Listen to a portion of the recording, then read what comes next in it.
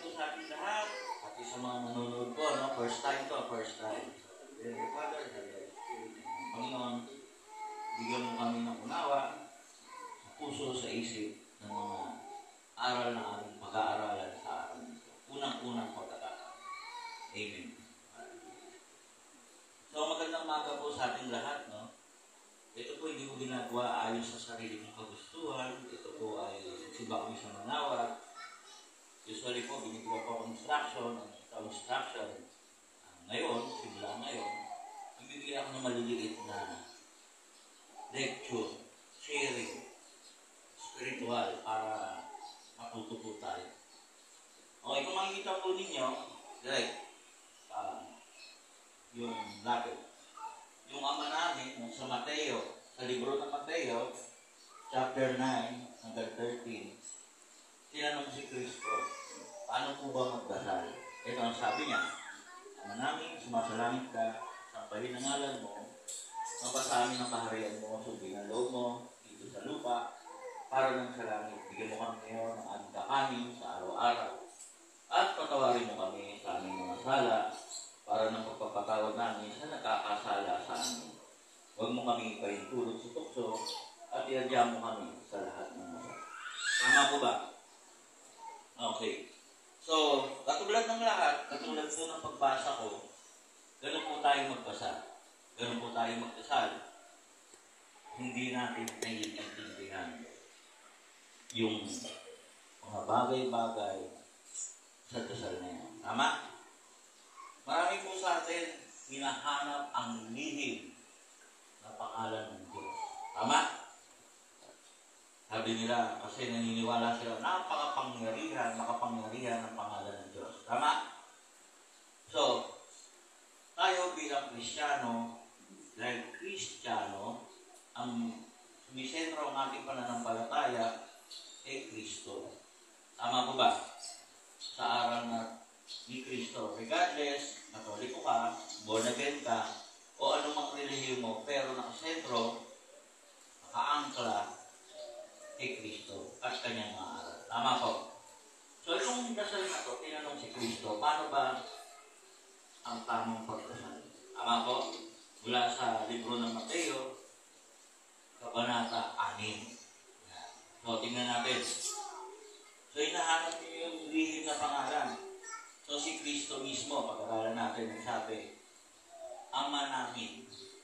Ganito magdasal, Ama namin. Hindi niya sinabing ama ko. Kasi siyang anak eh. Tama? Hindi niya sinabing ama ni Kristo lamang. Hindi niya sinabi yun. Sinabi niya, ama namin. Ganito kayo magdasala, ama namin. So, ano ibig sabihin ng ama namin? Pati kayo ay anak ng Diyos. Tama po. Pero may dahilan. Bakit kayo nahihiya? Bakit hindi nyo kalang ipagsigawan? Kasi meron kayong guilt. Alam niyo yung guilt? Nakokonsensya kayo. Nahihiya kayo. Ano yung guilt na yan? Nagmumula yan sa mga kasalanan at pagkukulang. Tama po? Marami sa atin nagkukulang. Further ng mga ating pagkaaral o lecture, maiintindihan nyo kung saan yan. Pero, ang katotohanan, si Kristo mismo nagsasabi, anak tayo ng Diyos. Kaya nga, ama namin. Si Kristo alam niya. Pero niya sinabing, ama ko. Ama ni Kristo, hindi, ama namin. So, ganito yan. The most powerful name of God is Ama para sa akin. At yun lang yung pakikinggan, yung tumatawag sa kanya ng Ama. Ano pangalan ng tatay mo? Chopilo. Nung nabubuhay pa ba si Chopilo? Patay na. Nung nabubuhay si Chopilo,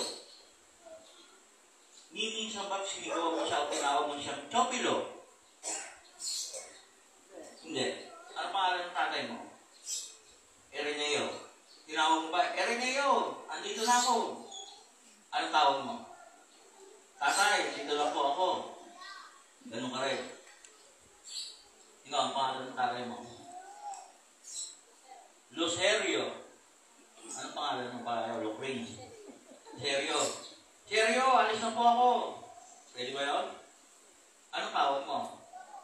Tatang, alis na po ako. So sa makatwid, pag tinawag mo ang Diyos na Ama, nandun ang punong-puno ng papakumbaba, ng papasako at respeto. Kaya tama si Kristo, tawagin mo Ama. Nandun ang pangalan niya, nandun ang titulo, nandun ang respeto, nandun ang lahat. Kasi dami yung hinahanap na lihim na pangalan eh. Hinayag na nga eh. Hinayag. Inihayag. Itinuro. Tama po ba?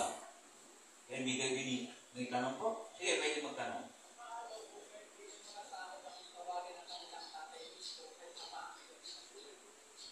Mamaya, tutuloy-tuloy tayo dyan. Paano raw kung ang nakasanayan, imbis na tatay, papa, ama ang tawag? Wala namang problema yan. Ama yun, small letter. Ang ama na Diyos, capital letter. Kaya never write ama in a small letter, but in a big letter. That is patukoy, matungkol na Diyos yung sinasabi mo. Small a, pertaining yun sa father mo sa lupa. Okay. Kaya ang kasunod na ng ama namin, sumasalangit ka. So, ang ibig sabihin yung amang nasa langit. Yun yung sagot sa tanong mo. May ama tayo sa lupa, that is our biological father. May mga ama tayo sa eskwelahan, yung maaari ang teacher, mga principal, o whoever yung nagtuturo sa atin. May mga kinikilala at nare-respetong tao ng lipunan. Eh, yan, katulad ng presidente, ama ng bansa ang tawag yan, pero small a. Tulad ng mayor, ama ng city, pero hindi yan Diyos. Katulad ng kapitan ng barangay, ama yan ng barangay. Pero ang ama natin, buhay natin, ang mundo, ng sanlibutan, na nasa langit, yan yung sinasabi dyan. Yun ang sagot sa tanong mo. Yung ama natin biological, ang problema yun. Pero, meron nga akong paliwanag. Pwede nyo bang tawagin ang tatay mo sa pangalan niya? Malamang magulpi ka. Tama, mali. Tawagin mo nga Diyos sa pangalan niya, malamang gulpihin ka rin niya. Nakuha niyo po? Kasi kung ano yung pakiramdam mo, kung ano yung nangyayari sa lupa, yun ang gagawin mo sa langit, yun ang relasyon mo sa Diyos. Tama po ba? Mamaya, dadaanan natin yun para maliwanagan yung maigi. So, pag nagdasal kayo, Ama, Ama, Ama. Hinahanap yung lihim na pangalan. Diyos ko, dami yung hinahanap na lihim na pangalan. Magmula sa lumang tipan, Old Testament, Genesis, nandun na iba-ibang pangalan. Eh, gusto nyo, memoryahin nyo lahat. Hindi namang mali yun. Pero si Kristo po kasi ang bumaba sa lupa na nagsabi ng katotohanan ng simpleng-simpleng aral. Di ba? Tama po ba? Tama. Para lang yung walang iniwan pagmahal mo eh, di ba? Ako po, pag yung mga nagmamahal po sa akin eh, pag may magandang mga pakiramdam, ang tawag sa akin, mahal eh. Pag galit na yung tatay ko, ang tawag sa akin, tonyo na eh. Tama po ba? Di ba ganun tayo? Nag-iiba eh, di ba? Mga, liga ng mahal, liga ng bait, di ba? So, pero pag galit, buong pangalan, di ba? Ako nga, Anthony pangalan mo, ginagawang Antonio. Mais ka, ha? Tama po ba? Yun ang totoong pangalan ko. Pero pag tinawag mo akong mahal, sarap pakinggan. Parang gusto kong tabilan ng bahay at lupa, kotse. Pero ikaw ang magbabayad. Di ako nagbibili. Tensya na po sa mga nanonood, ha? Maganda yung aral, simple, masaya, pero nagising kayo. Tama? Ang dami yung hinahanap na lihim na pangalan. Binibili pa nga yan sa mga ano eh. Sa mga mystic. Marami sa akin nagtatanong yan eh. Ano po ba lihim na pangalan ng Diyos? Hinayag na nga yung lihim. Hindi na nga lihim. Ama namin. Nasa langit ka. Anong gagawin mo sa pangalan niya? Sambahin.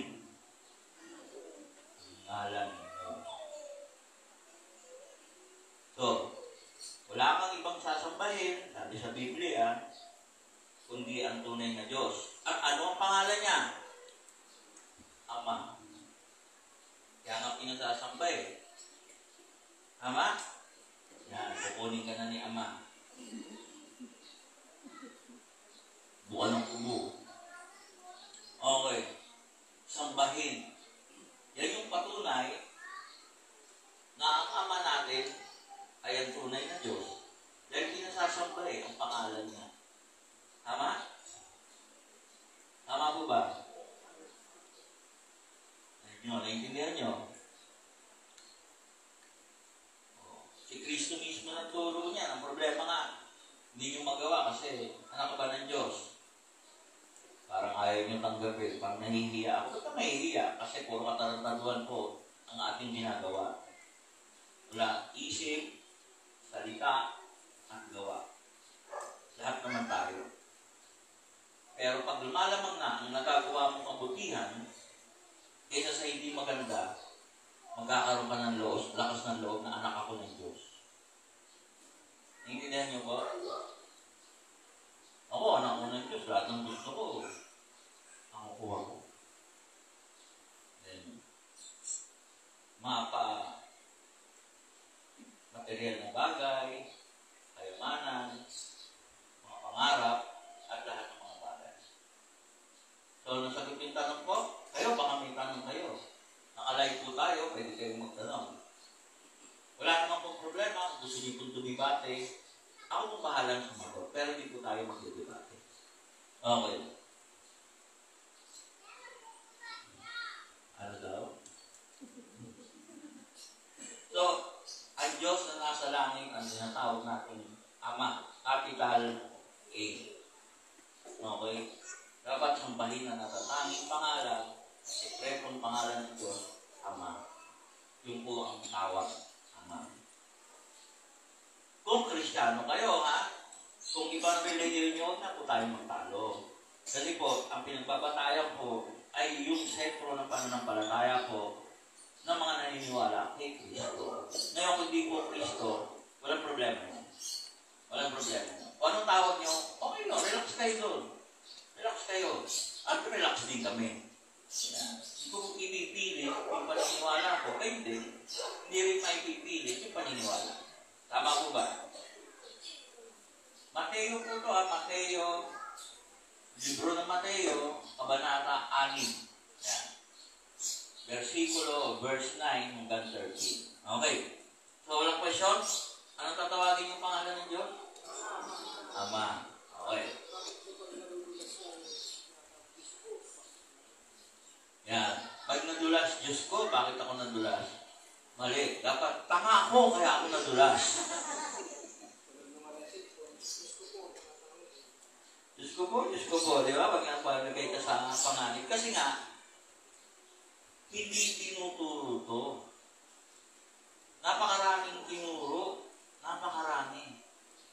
Sa lahat ng salin ng Biblia, pag sinali mo yung Ama namin, pertaining palagi sa Ama. English, Father, Hebrew, at kung ano man, Ama pa rin. Okay? Pertaining sa Christian belief. Okay? Huwag yung ibang religion, huwag iba yung base, tulad ng Buddhist, Islam, at ano. Siyempre, iba yung pinanggagalingan. Okay? So, yung iisang Kristo ang pinaniniwalaan natin. Kasi alam niyo naman yan eh. Kaya dito nga ako nagsimula, nag-iisip ako, ano naman, saan naman ako magsisimula? Magsimula ka, pakilala mo ang pangalan ng tunay na Diyos. Saan ako hahanap doon? Bigla ako naisip, alam ko na. Okay. Mapasa-amin ang kaharian mo. Mapasa-amin. Maapang natin, no? Alala ko ng bata ako, eh. Magdadasal ka lang, gusto mo pa makuha yung kaharian niya, di ba? Di ba? Pero hindi yun ang ibig sabihin. No? Paano mapapasa yung kaharian ng Ama? Doon, walang sakit. Tama? Uy, may mga sakit. Gising-gising. Ang kaharian ng Diyos sa langit, walang sakit. Correct? Walang sakit, no? Tama? Walang kahirapan. man. Walang problema. At ayaw niyo pa pumunta.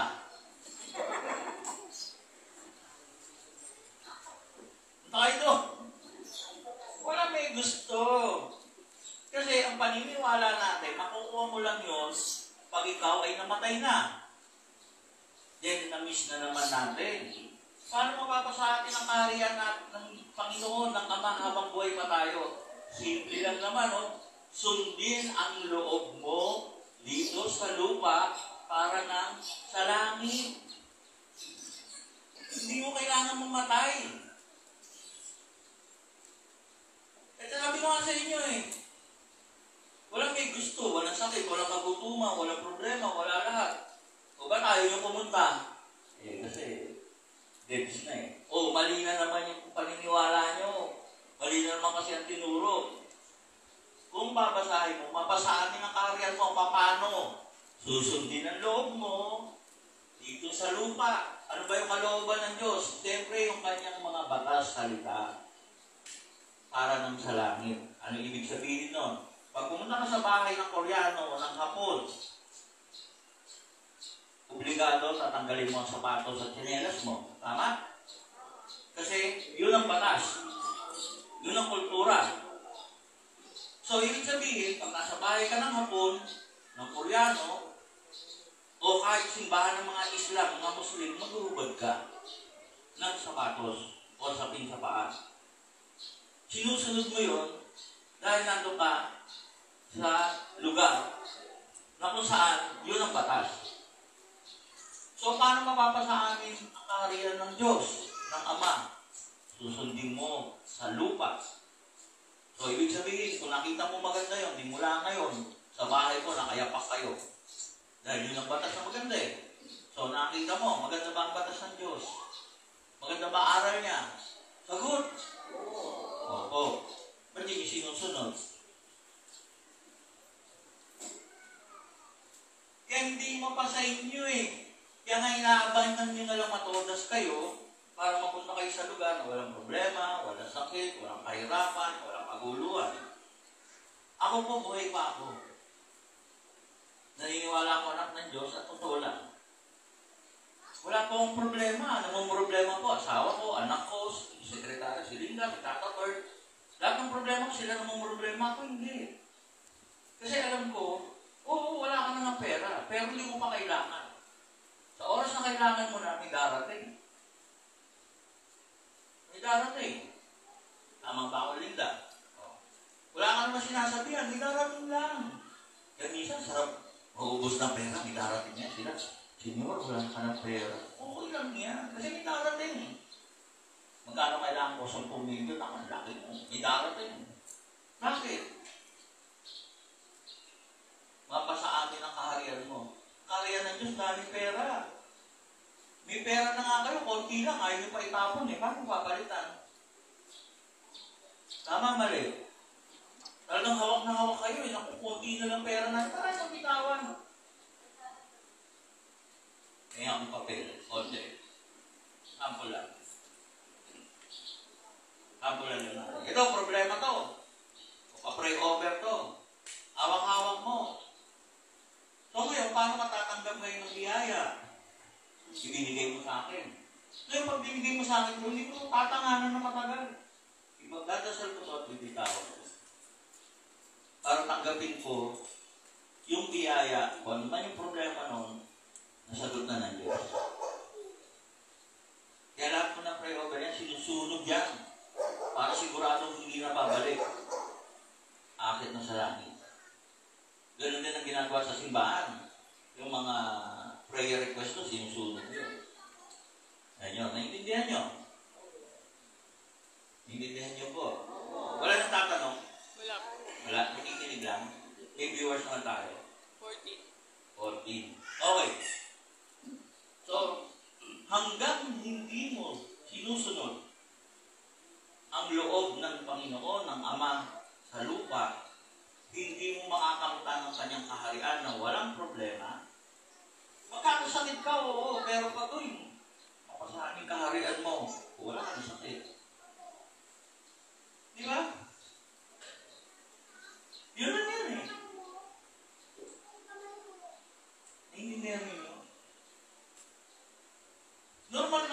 Bakit? Nasa mundo tayo eh. Normal mawala ng pera. Dami nang hihingi eh. Normal magka-problema. Yung tao, kita mo, pinaligpit mo na kung ano-ano ginawa. O, di ba? So, tayo gumagawa ng problema eh. Pero Diyos gagawa ng solusyon. Pero kailangan sundin mo yung loob niya dito sa lupa, yung aral niya. Problema, iba ang sinusunod natin aral. Aral ni Dalisay. Ay, nako. Wakas natapos din, no? Tuntua ako eh. Natuwa ako sa ending. Namatay siya, pero nabuhay ulit. Okay. Naiintindihan po ninyo. Naiintindihan nyo. Wala kayong tanong? So, paano mapupunta ang karya na walang negatibong kahit ano? Sundin ang loob mo. Pag hindi nyo sinunod, magantay na lang kayo mamatay. Kaya ayaw nyo. Ano? Tanong, Senyor, paano po susunugin yung pa-pray over online? Paano? Susunugin yung pa-pray over online. Huwag niyo na pong problemahin. Tulad niya, paano susunugin ang prayer online? Susunugin ko po yung telepono ko. Dahil hindi naman po ninyo sinulat sa papel, binasa na po yun. Ngayon po, yung mga sinulat sa papel at binasa na, yung papel na yun, dahil meron pong sulat, susunugin po yun. Pero yung mga naka-online, i-delete lang yun. Nakuha po ninyo? Yun po yun. Tingnan nyo, ano bang problema kayo? Problema po yun. Hindi mo naman problema yun. Okay, pero maganda po. Kung tatanong kayo. Pati yung problema niya, no? Ha? Okay. Kasi yung problema nila, baka hindi mapasama. Wala nga, dahil hindi naman ninyo sinulat. So, ano ang tawag doon? Ano ang tawag doon? Yung karma, ano na ngayon? Ano na yung karma? Hindi sinasabi, online na yung karma ngayon. Online. O, di ganun na rin po ngayon yun. Online delete na po, hindi na kailangan sunugin. Paperless nga, di ba? Bank transaction, paperless. Ganun na rin po, paperless prayer. Nakaka-adjust naman ng Diyos. Anong palagay nyo doon? Tanga? Tayo lang ang tanga. Okay. Bigyan mo kami ngayon ng aming kakainin sa araw-araw. Tingnan nyo kung gaano kayaman ng Diyos. Ang dami po, hindi naniniwala dito eh. Kaya ang hirap nyo eh. Ang pinaniniwala nyo, isang kahit, isang tuba. Tama? Tingnan nyo. Si Kristo may sabi, bigyan mo kami ngayon. Kailan? Ngayon. Ng ano? Kakanin sa araw-araw. Biruin mo ngayon mo hinihingi ngayon. Yun na yung kakainin mo araw-araw sa buong buhay mo hanggang mawala ang buhok mo. Pati buhay mo. Hindi ba nakita? Si Kristo may sabi niya, ganun kayaman ang Ama sa langit. Ngayon mo hinihingi, ngayon. Para saan? Kakainin mo sa araw-araw. Pag sinabing araw-araw, buong buhay mo. Magtrabaho ka ngayon. Ay, maniwala ka, dami nagtatrabaho sa inyo. Hindi pa kayo sinusweldo, ubos na sa bayarin ng utang. Hindi nyo alam kasi yan eh.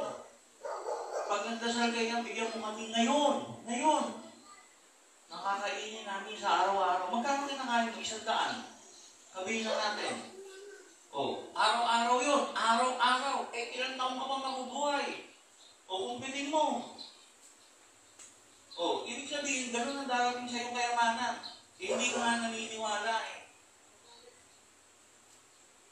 Buka ka lang ng buka ng bibig. Bigyan mo kami ngayon ang aming kakainin sa araw-araw. Pag sinagot ng Diyos yan ngayon, kung magkano yung computation ng araw-araw ginagasto mo sa pagkain hanggang mautas ka, ibibigay niya yung ganong kalaki. Kung hindi man niya ibigay ngayon, installment niya bago maubos yung kakainin mo, may darating na. Ako pag wala akong ulam, may dumadating eh. Kaya nga high blood ako, animal. Lahat sabay-sabay. Ano kayo magsabay-sabay? Bukas naman yung iba. Alam kasi malakas kayo kumain. Tanong. Oh, Paano po pala yung namatay na? Hindi nila nasunod o nagawa yung aral ni Ama dito sa lupa? kuya, pinaproblema Ano nyo na na ang may mga- namatay. Tsaka niyayaan ko sila. Namatay na nga sila eh. Ang problemahin nyo kayo. Ibang topic naman yan. Yung lecture po natin ngayon is tungkol sa ama namin. Yung mga namatay sa ibang panahon. May tamang panahon yun para sa kanila. So, may isa pa pong tanong. Ang paghiling sa Ama po ba ay ora mismo? Ang paghiling ba sa ama ay ora mismo? Opo, ora mismo. Gusto mong hiling, ora mismo. Pag sinabing ora mismo, ngayon. Baka naman ang gusto niyang tanong, ang sagot ba sa kahilingan mula sa ama ay ora mismo ang sagot? Baka yun ang gusto niyang tanong. So, paayos natin yung tanong. Pero kung yun ang tanong, ito ang sagot. Kung ngayon mo talaga kailangan, ora mismo darating ayon sa aking experience. Bukas ko kailangan ng milyon, bukas ko kailangan ng daan, bukas ko kailangan ng taong makakatulong, bukas ko kailangan ng mga bagay-bagay. Pag mula ngayong oras na ito hanggang bago magbukas, may darating. So yun yung ora mismo. O ora de peligro. Pero ang tanong, nasolusyonan ba? Oo. Tama ba? Kasi ang problema sa inyo pag wala pa, nawawalan na kayo ng pananampalataya sa Diyos. Tama ba, Diyos? Natuhod yun. Di ba? Sino yung pinasok sa leon? Si Daniel ba yun? Di kinain ng leon? O kailang tinatigas ng Diyos yung panga ng leon? Nung nandun na siya sa loob. Hindi yung tinatigas ng Panginoon yung panga ng mga leon, nung wala pa siya. Pero nandun na siya sa loob, doon tumigas yung panga ng mga leon. So darating yung ora mismo sa panahon ng kailangan nyo. Baka yun ang gusto itanong. Pero kung pagdadasal natin, ngayon mo kailangan, di magdasal ka. Pero sinisigurado mo, magmula sa pagdarasal mo, hanggang bago, ora de peligro, o ora mismo ng kakailangan mo, doon darating. Tama? Okay lang. Pwede kong magtanong, ito yung lecture na pwedeng magtanong ang lahat. Iba po tayo. Hindi katulad ng katulad kung gusto niya sabihin yun, yung paniwalaan niyo hindi. Kung naguguluhan kayo, magtanong kayo. Para lahat tayo ay maliwanagan, pati ako. Okay? So, bigyan mo kami ngayon ng ngayon ng ating kakanin sa araw-araw. So, buong buhay mo na yun. Ganun. Kaya ba ng Diyos yun? Kaya. Kaya yun. Siya nga nagbigay nung panahon ni Eva, binigay na nga lahat. Hanggang mga magiging anak-anak nila sumabit lang, labas sa paraiso. So, si Abraham naman, sige, hanggang kalululuhan ng lahi mo. Kaya ako, ganun din. O, di ba? Yun. Ito, may tanong po ulit. Sige. Senyor, meron kaming hiling mula noon hanggang ngayon. Bakit di po binibigay ng Diyos? Pero still, I hold on to that prayer. Alam ko, ibibigay din niya. Natatanong ko lang, bakit may delay minsan ang bigay Okay. ng Diyos? Bakit, i-shorten natin yung tanong, bakit may kahilingan na hindi binibigay? Gayong naniniwala ka naman na ibibigay sa iyo. Okay. Unang tanong, balik tayo. Sinamba mo ba ang pangalan ng Ama? Pangalawa, kasi kung sinamba mo ang pangalan ng Ama, nasa iyo ang kaharian niya. So, imposibleng hindi mo pa nakukuha. So, sa Makatuwid, baka hindi mo pa sinasamba. Sinunod mo ba yung utos niya, yung kalooban niya, na gusto niya dito sa lupa? So, baka hindi mo sinusunod. So, sakaling sinunod mo, check ka ulit. So, check ka ulit. Bigyan mo kami ng kakanin. Ngayon, naniniwala ka ba doon? O hindi. So, baka yun. So, tutuloy-tuloy natin, ha? Bakit hindi natin nakukuha? O, ito na. Patawarin mo kami sa aming mga sala para ng pagpapatawad namin sa nagkakasala sa amin. Baka yan naman. Kasi isang tao na hindi mapagpatawad, ano nangyayari? Sabi sa Mateo, libro ng Mateo, kabanata 6, karugtong po niya, hanggang 30 niyan, sabi sa 14 hanggang 15, sapagkat pinapatawad ninyo ang mga nagkakasala sa inyo, patatawarin din kayo ng inyong Ama na nasa langit. Ngunit, kung hindi ninyo pinapatawad ang inyong kapwa, hindi rin patatawarin ng Ama ang inyong kasalanan. So, ang isang taong hindi napatawad sa kasalanan, katulad ni Kristo at yung dalawang magnanakaw, anong sabi doon sa isang magnanakaw? Humingi ng kapatawaran. Mula ngayon, kasama na kita sa paraiso. So, babalik tayo. Paano mapapa sa amin? Paano mapapa sa inyo? Ang kayamanan ng Diyos, ang lahat ng biyaya ng Diyos, kung hindi ka nga nagpapatawad. So, hindi ka rin patatawarin ko. Hindi ka pinapatawad, mapapasayo ba ang kaharian ng Diyos? Hindi. Ang bigat po ng kasalanan. O sige, hindi mabigat. Ikaw ba, mag-aamba ang kasalanan mo? Yun yung tanong. Sa tingin mo. Pero yung naging epekto ng kasalanan mo sa iba, hindi mo alam. Ramdam lang natin yung epekto ng kasalanan sa atin ng ibang tao. Pero yung kasalanan natin sa ibang tao, hindi natin ramdam yung epekto. Tama? Maaaring nangubig ka lang ng 100, pero pambili pala yun ng gamot na siya kinamatay ng kanyang magulang. Galit na galit ka kasi inutangan ka, inistapa ka, hindi ka binayaran ng 10,000. So sabi mo, ang sakit mo, 10,000 kumpara sa 100. 10,000 lang nawala sa'yo. Pero yung 100 na kinupit mo, namatay. Yung kinupitan mo dahil pambili pala ng gamot. So alam mo ba yun? Hindi mo alam. Diyos lang na nakakaalam. Hindi mo pinapatawad yung nanloko sa'yo ng 10,000 dahil sabi mo 10,000, 100 lang. Away nyo? Naintindihan nyo?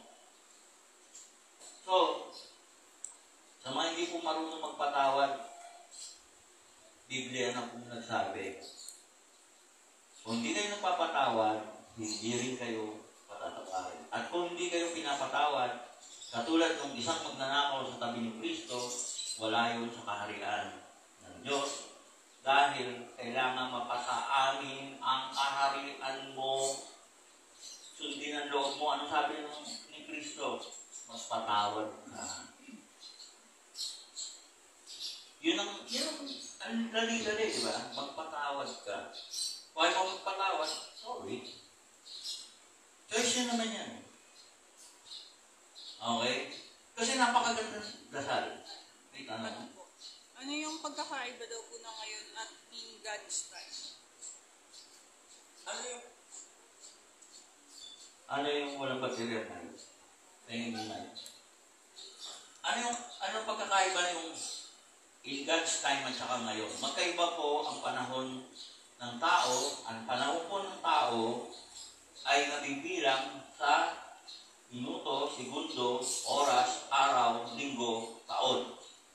Tama po? Sa Biblia, kung mapapansin natin, ginawa ang langit at lupa, ang lahat-lahat sa 7 araw. May kasama pang pahinga. Yung po ang pagsasalarawan, paggawa.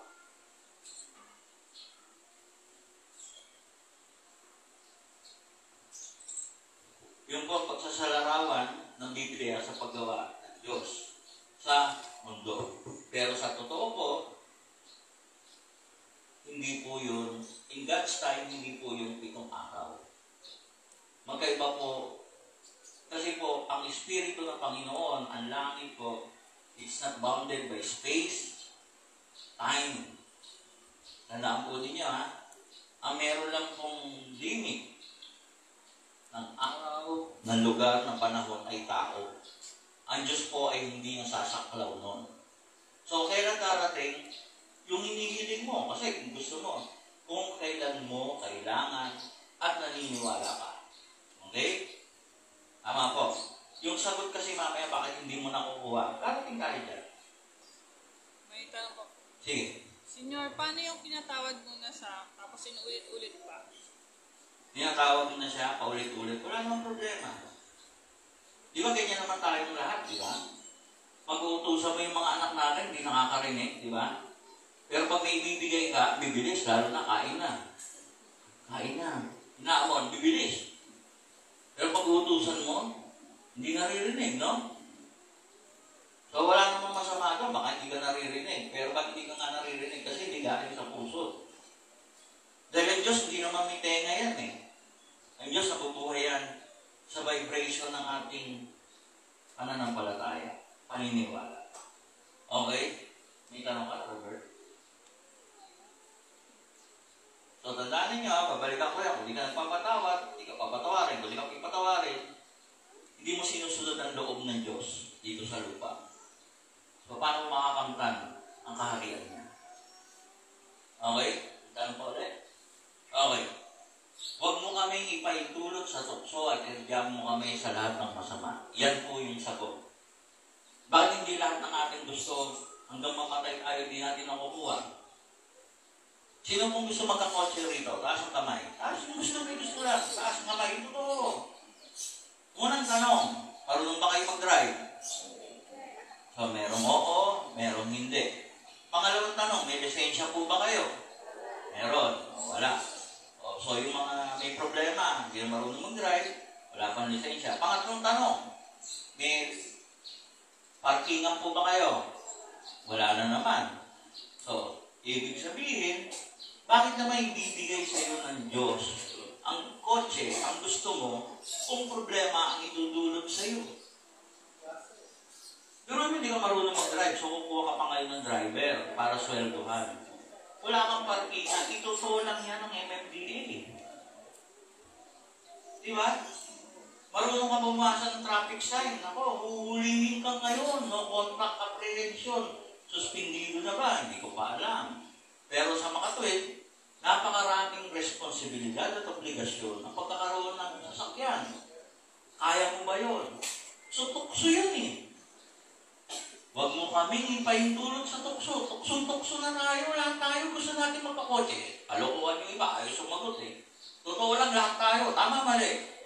At hindi ba sa kotse gusto nyo yung magandang kotse?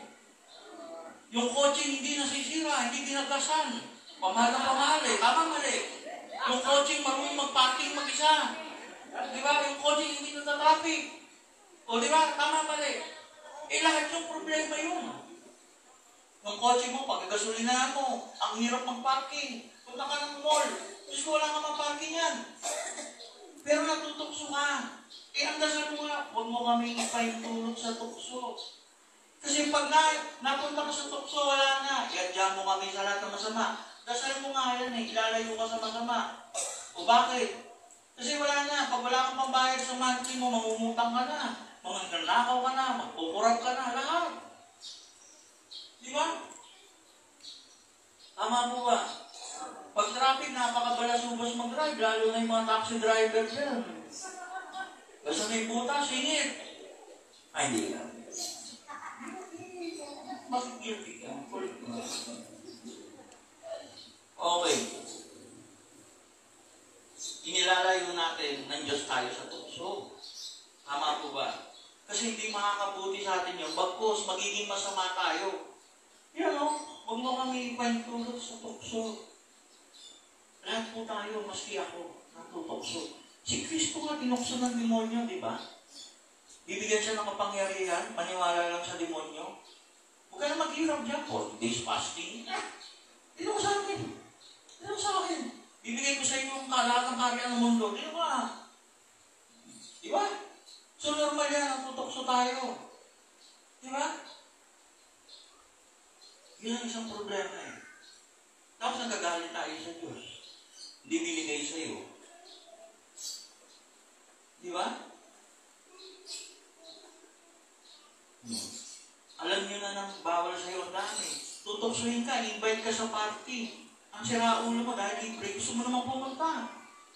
Pagpunta daw, hindi ka lang kumain, naglasing ka pa. Tapos may sakit kasi sisihin mo ang Diyos, bakit ako? Kasi malakas kang lumamon. Pinahihindi na nga kita sa tukso eh. Pinasakit ko yung paa mo, wala kang pamasahe. Pumunta ka pa rin. Nag-inom, tayo maglasing. O, diba? Tapos nagkasakit sa atay, sinisi ng Diyos. Kaya nga, ipaintulot sa tukso. Ilayo ka sa tukso, di ba? Para hindi ka maging masama. Ayan, masama na lagay mo, nagigingalo ka na. Oh. Nangutang ka na ng utang, bakit di manahimik, no? Ang tao kasi pag may pera, ang unang bibili yung cellphone. Magpa-straight ng buhok. Hindi po kayo gaganda kahit ano yung straight ng buhok. Ang dapat yung pa-plansya yung mukha nyo para matanggal yung kulubot. Ang pinapaplansya buhok eh, no? Dapat mukha. Cellphone. Ay, meron pala pong problema sa mga distorted po yung signal. Kasi nga yung 3G at saka 5G, meron palang pagkakaiba. Naka 4G, 5G po kami. So, pag 3G kayo, sabi po, sa balita, hindi ko alam kung last year na po ngayon ng 3G. Next year, hindi na kayo makaka-receive ng mga matitinong whatever sa internet. So, ano ibig sabihin po nila? Bumili ng mamahaling cellphone. Grabe, no? So, hindi mo nga alam eh. Ano, sabay-sabay tayo na lang. Dalawa, may 3G, may 5G. Pwede ba yun? Load? Eh, ano problema yan eh. Gusto natin makarating sa kanila eh. So, yung naka 3G, o pan 3G kayo. Yung 5G, 5G. Yun ay isang solusyon. Kasi po, nagkakaroon ng late at distorted daw po yung audio na naka 3G. Kasi Amerika na nga, malinaw pa eh. Pero 5G kasi ang gamit. So, yung mga nandito po na hindi naman po sinuwerte sa buhay, naka 3G lang. Yung mga GSM ang galing, yung telepono. Hindi po galing sa magnanakaw. GSM eh. Galing sa magnanakaw. Alright? So, yan. Okay. So, napakaganda po ng lecture. Tatapusin ko na po. Balik-balikan natin ang Ama namin. A very powerful prayer. Andyan po lahat. Wala na kayong mahanapin. Ang tunay na pangalan ng makapangyarihang Diyos ng mga Kristiyano. Ang higit po sa lahat, no? Mawawalan kayo ng problema. Hindi nyo kayo kailangan mamatay. Ang kinakailangan nyo mapasa inyo sa ating ariyan ng Diyos dito sa lupa para lang sa langit. Tama? So, ibig sabihin, mapapasa inyo, buhay pa kayo. Hindi nyo kailangan mamatay. Pero ang gagawin nyo, sundin ang loob mo dito sa lupa. Patawarin. Yan, number 1. Magpatawad. Magpatawad. Pag hindi, tapos na po tayo. Wala tayong pinag-usapan. Sa mga hindi po nakaintindi, ulitin natin ito sa Wednesday kasi ibang crowd, ibang pasyente yung Wednesday. So, meron kayong pagkakataong pangalawa para itakal ko. Okay, sumusunod lang po ako sa tagubilin sa akin na mag-lecture daw ako. Hindi naman ako binigyan kung saan ako sisimula. Ito po naman, pinagdasal ko magdamag, kaya medyo puyag ako. Nandito ako magsisimula. Question and answer po mamaya, halos wala na po, o baka meron, di ko po alam. Pero hihiling po sigurado. So, yun lamang po, isang mapagpalang umaga sa ating lahat. Kayo po mga nanonood. Pinaka-the best prayer, nandun na po lahat. Ang the Lord's Prayer. Ang dasal ng ating Panginoon na tinuro sa ating Panginoon Jesucristo. Tagalog man o English man, both mechanical, meaning hindi galing sa bibig, kundi puso at kaluluwa. Magandang umaga po sa inyong lahat. Salamat. Pagpalay tayo.